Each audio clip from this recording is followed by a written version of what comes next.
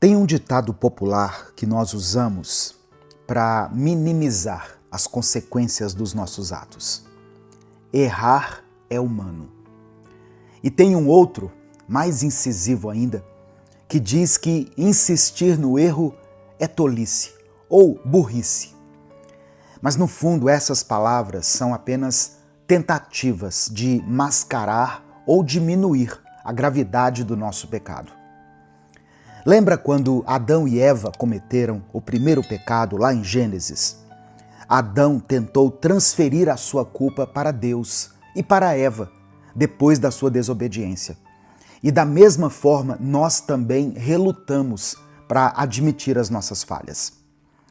Mas tem uma realidade com a qual nós não podemos barganhar. Não dá para tapar a luz, nem que a gente queira.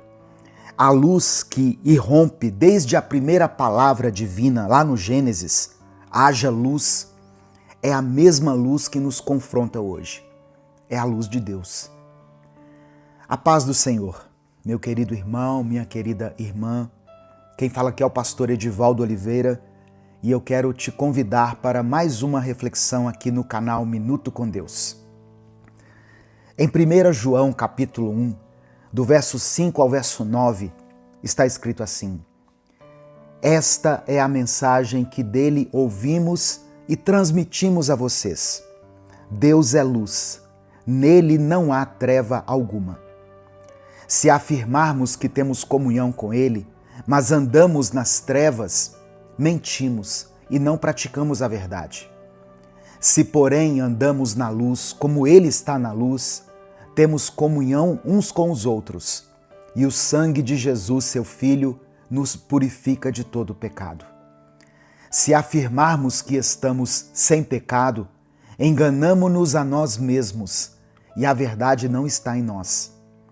Se confessarmos os nossos pecados, ele é fiel e justo para perdoar os nossos pecados e nos purificar de toda injustiça. Antes de continuar, eu quero pedir que você dê o like aqui no vídeo e se inscreva no canal. Quando você faz isso, você nos ajuda a alcançar milhares de pessoas todos os dias com a palavra de Deus. Minuto com Deus é um projeto evangelístico independente. Se você quiser apoiar o trabalho que nós fazemos aqui, seja membro do canal ou nos apoie através da nossa chave Pix, que está aqui na descrição do vídeo ou no comentário fixado. Irmãos, o apóstolo João nos oferece aqui uma mensagem que ele mesmo ouviu da parte de Jesus. Essa mensagem é a base de toda a nossa fé e comunhão. Deus é luz e não há nele treva nenhuma. Essa é a luz da verdade, a luz do Evangelho. Essa passagem é um dos textos mais claros que nos ajudam a entender o conceito do pecado e o modo como nós devemos tratar com ele. João está combatendo heresias que eram pregadas por algumas seitas que tentavam separar a conduta física da condição espiritual, afirmando que o pecado era um mal necessário ou que o pecado não tinha poder de contaminar a alma. A questão central, portanto, não é se pecamos, mas o que nós fazemos com o nosso pecado à luz da perfeita santidade de Deus. Você tem se enganado ou você tem caminhado na luz? Quando João declara que Deus é luz, ele está afirmando duas verdades inegáveis sobre a natureza divina. Primeiro, que Deus possui a mais perfeita e exclusiva glória, a totalidade da santidade e da pureza moral. Nele não há qualquer mácula, deficiência, pecado ou inclinação para o mal, nenhuma falsidade ou malícia. A luz domina e prevalece, e as trevas não podem permanecer na sua presença. Deus é essencialmente perfeito em todas as suas virtudes e obras. Segundo, que ele é capaz de conhecer e revelar todas as coisas. Nada pode ser escondido dele, nem mesmo os segredos mais bem guardados do coração humano. O julgamento dele é sempre coerente e íntegro. Assim como a luz revela o que está diante dos nossos olhos, Deus enxerga exatamente o que se passa na história humana. A partir desse fundamento inabalável, que Deus é luz e justiça, João confronta 3 grandes enganos que ameaçavam e ameaçam ainda hoje a igreja. Utilizando a expressão "se dissermos que", por 3 vezes, ele desmascarava a incoerência daqueles ensinamentos que estavam sendo ministrados ao povo. O primeiro engano é tentar conciliar a comunhão vertical com Deus com a prática contínua e deliberada do pecado. Se dissermos que mantemos comunhão com Ele e andarmos nas trevas, mentimos e não praticamos a verdade. Isso aqui é impossível. É um falso moralismo afirmar a vontade de Deus, mas insistir em condutas pecaminosas, comprometidos com paixões carnais claramente reprovadas nas Escrituras. Deus nunca se afastou do homem, irmãos, mas o pecado afasta o homem de Deus. Os falsos mestres da época acreditavam que o pecado físico não contaminava a alma ou o espírito, permitindo que eles andassem nas trevas e ainda assim mantivessem a fé em Deus. Mas João diz com clareza: isso é mentira. A coerência exige que demos uma resposta objetiva contra o pecado. O segundo engano está na negação da realidade pessoal. Se dissermos que não temos pecado nenhum, a nós mesmos nos enganamos e a verdade não está em nós. Aqui, a palavra pecado está no singular. João combate a negação da corrupção da natureza humana pelo pecado. Aqueles que afirmavam isso estavam dizendo que o homem não tem raiz, força ou princípio de pecado em si. Negar essa realidade é um terrível engano, uma vez que o pecado corrompeu o homem por inteiro, afetando a sua mente, coração e a sua comunhão com Deus. Se não houvesse pecado, nós não precisaríamos do perdão divino. Se nós negamos que temos essa natureza pecaminosa, negamos o testemunho da graça de Deus, revelada na morte de Jesus Cristo.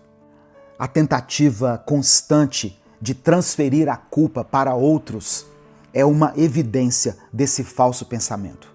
Antes de falar o terceiro engano, eu quero pedir que você escreva aqui nos comentários o seu pedido de oração, porque no final dessa mensagem eu vou orar pela sua vida. E junto com o seu pedido de oração, escreva essa afirmação espiritual: o sangue de Jesus me purifica. Declare isso com fé e com convicção. O sangue de Jesus me purifica. O terceiro engano é o auge da falsidade. Diz assim, olha: se dissermos que não temos cometido pecado, fazemos Deus mentiroso e a palavra dele não está em nós. Ao negar que nós cometemos atos pecaminosos, aqueles falsos mestres estavam dando um falso testemunho a respeito de Deus. Eles estavam na prática dizendo que Deus é mentiroso e que a sua palavra, que declara lá em Romanos que todos pecaram e carecem da glória de Deus, não é verdadeira. O pecado possui um caráter absoluto. Em vez de negar essa realidade, o que nós precisamos é da honestidade de um coração quebrantado. Mas João não nos deixa apenas na exposição do erro. Ele também aponta para a coerência da vida cristã. Se, porém, andarmos na luz, como Ele está na luz, mantemos comunhão uns com os outros. Ele está dizendo que a comunhão com Deus impacta diretamente as nossas relações sociais, ou seja, as relações horizontais. A coerência de uma comunhão verdadeira com Deus vai refletir-se em condutas morais que unem aqueles que creem em Deus. Quando nós andamos na luz, nós estamos demonstrando que fomos transformados pela graça de Deus. Não é possível amar a Deus e odiar ou negligenciar as pessoas. A luz de Deus remove as nossas máscaras e quebra o poder das trevas. E João continua dizendo: e o sangue de Jesus, seu Filho, nos purifica de todo o pecado. Nós não podemos negar que, mesmo salvos, nós sofremos com a presença do pecado em nossa natureza, porque o pecado ainda nos assedia. As tentações batem à nossa porta todos os dias, não é verdade? Mas os efeitos eternos do pecado foram anulados. A purificação não é resultado do nosso esforço em busca de santidade, mas ela é o resultado do que Deus fez quando nos transportou das trevas para a luz, em comunhão com Ele, pelos méritos de Jesus.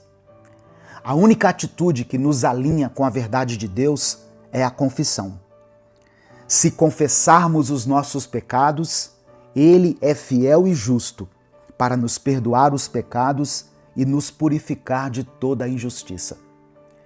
O verbo grego para confessar é homologeu, que significa dizer o mesmo ou concordar.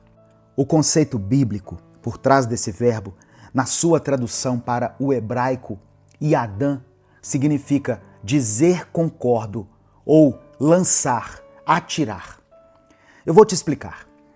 Quando nós confessamos os nossos pecados, nós estamos primeiro admitindo que a acusação de Deus é verdadeira.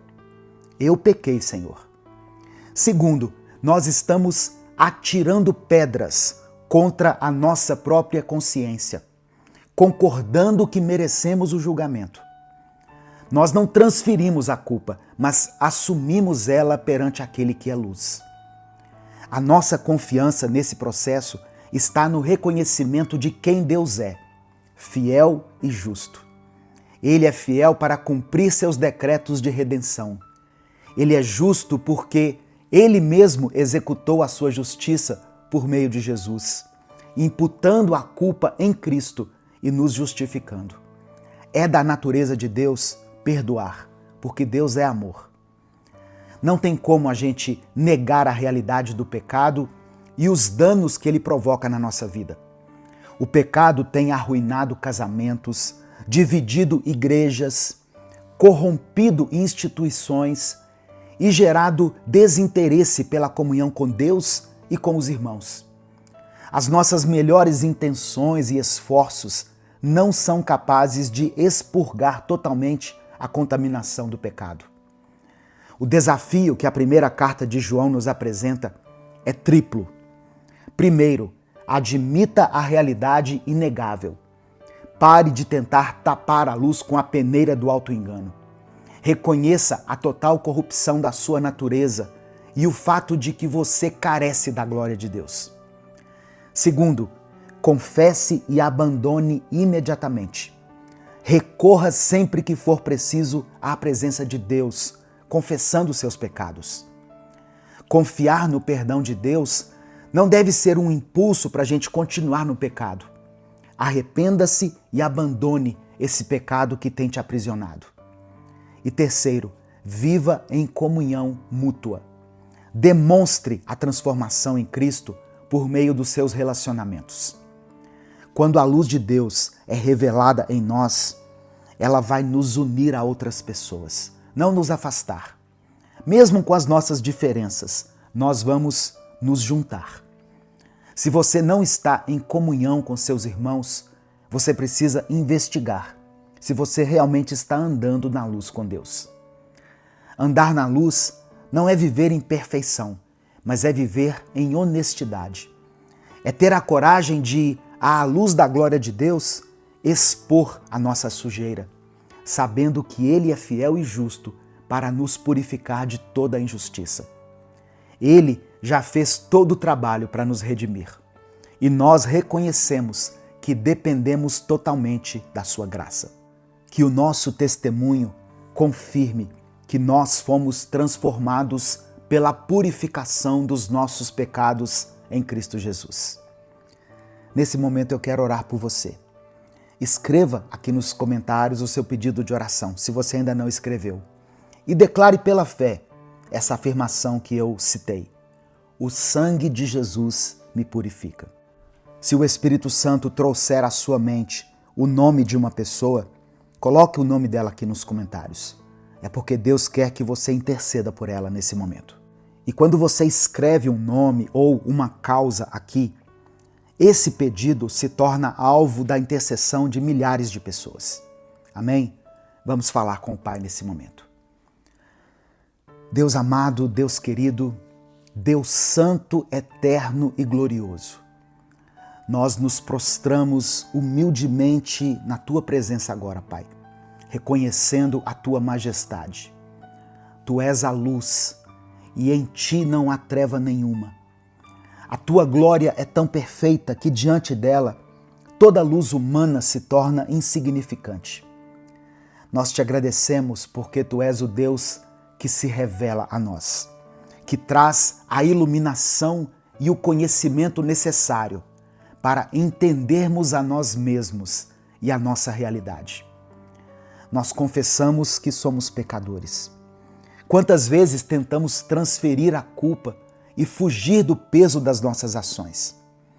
Pedimos perdão a Deus por tentarmos conciliar a comunhão contigo enquanto andamos nas trevas das nossas paixões carnais. Nos perdoa por negarmos a realidade da corrupção que habita dentro do nosso coração.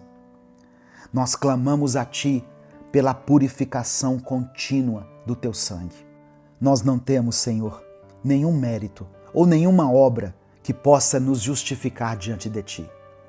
Mas porque Tu és fiel e justo e cumpriu toda a Tua justiça em Cristo, nós sabemos que em Ti nós obtemos o perdão. Ajuda-nos a sermos honestos contigo, a concordar com a Tua acusação e a lançar pedras contra a nossa própria consciência e não contra a dos outros.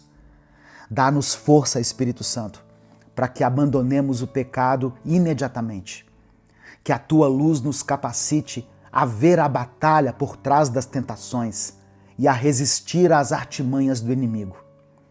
Nós oramos pela nossa comunhão horizontal, que o andar na luz se reflita no modo como tratamos o nosso casamento, nossos filhos, nossa família e a Tua igreja.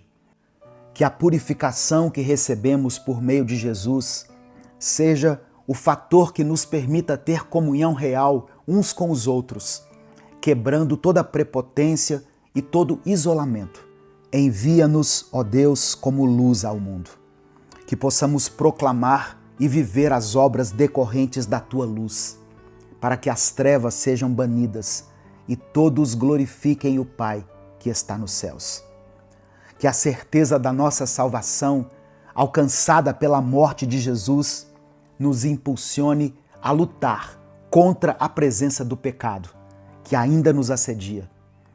Nós Te agradecemos pela Tua misericórdia, que é a causa de não sermos consumidos.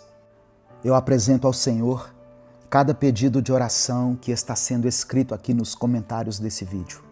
E também aqueles que serão escritos depois, quando muitas pessoas vão assistir essa mensagem. Que a Tua vontade se cumpra na vida desse Teu filho, dessa Tua filha. Que cada pedido colocado aqui seja atendido conforme a Tua vontade. É por isso que nós oramos e desde já Te agradecemos. Amém. Se essa mensagem abençoou a sua vida, se o Espírito Santo ministrou ao seu coração, não guarde essa palavra só para você. Compartilhe ela com seus contatos. Clica aqui embaixo no botão compartilhar, selecione a opção WhatsApp e mande ela para os seus grupos, para as pessoas que você ama. Deus te abençoe. Eu sou o pastor Edivaldo Oliveira. Esse foi mais um Minuto com Deus.